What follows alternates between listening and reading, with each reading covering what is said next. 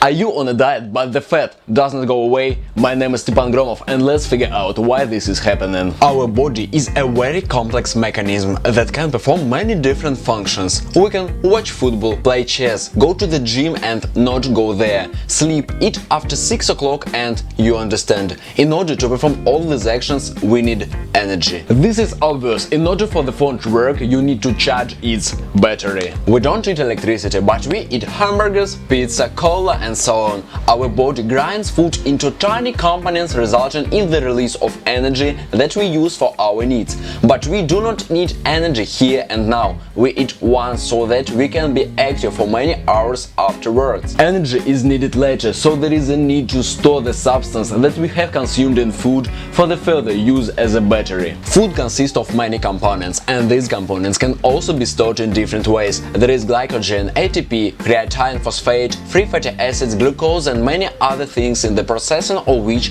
energy is released. But of course, at the moment we are interested in subcutaneous fat, which we so ardently want to get rid of. The weight will decrease if you spend more energy than you consume in food. Then the lack will be compensated just from these internal sources of energy. But here it is important to understand that it is not just about fat. No, there are a lot of internal energy sources and they will not be spent separately, but together with priority setting. Fat is the most energetically beneficial of them, so the body will touch it in the very last place. Your weight loss. For your brain, it is primarily the conditions of lack of food for habitual functioning, the conditions of hunger. That is why your brain will always try to save fat, because if the conditions of hunger become even more difficult, the fat will be very useful for you. This is an elementary mechanism of evolution that helped our ancestors survive in the harsh conditions of antiquity, and we inherited this mechanism from them. Our muscles are inherently needed not only for physical work, they can also be broken down as fat and used as a source of energy. And now imagine that you went on a diet,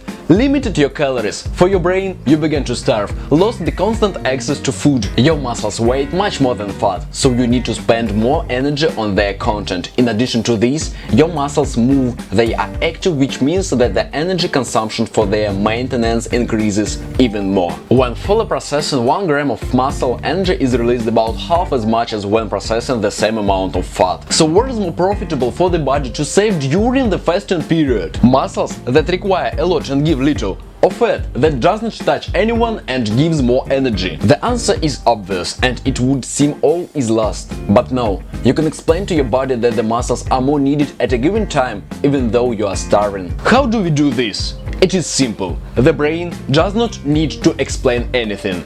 It needs actions. Imagine that you are a caveman who has nothing to eat and food can only be taken away from a neighbor bear. But to beat him, you have to be big, strong and agile. And for such conditions, fat is much less effective than muscle mass. Constant fights with the bear will very clearly explain to the brain that, hey man, I would like more hands and legs, and I don't need a big belly right now. Of course, now no one is going to fight with the bear to lose weight, but we have sport grounds and gyms. The brain doesn't care how you use your strength and muscles. You can fight with bears in the forest, or you can carry iron pieces in a room with big men. The main thing is to give the body this load, then it will understand that, so there is no food, but it is somehow necessary to lift dumbbells, so I will get rid of useless fat and cover the energy deficit at its expense, and I will save the muscles. Also, the muscles will not only help your shape look better, but also make it easier to lose weight for you.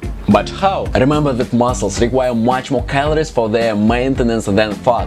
They weigh more and they can move. And this means that you will spend more calories, which will make weight loss faster, and you will also be able to cut your diet not so much and more often allow yourself to eat delicious food, which will make weight loss less painful. Many professional bodybuilders can lose weight by 3,000 or 4,000 kilocalories per day, which is quite a lot, and you can even eat a cake. But here it is important to understand that it is necessary to force loads on the whole body in order to maintain the maximum volume of your muscles. If you, for example, will only run for weight loss, it will slightly preserve the muscles in your legs, and it is not as effective as squats with a barbell would do. Perhaps endurance, purposefulness, self-belief, but large amounts of muscles? Definitely not. That is why your weight can change, but your shape in the mirror, no. You don't do strength training, you don't save your muscles when you are on a diet, but namely they give their beauty to your body. In general, it is better than the training was comprehensive, because running, no matter how physical activity and quite energy consuming, it will be a great addition to strength training and in general, let's make a separate video about running somehow. There is also a lot of interesting things there. It was Stepan Gromov, thank you all for the watching and see you again. You are the best guys, I love you.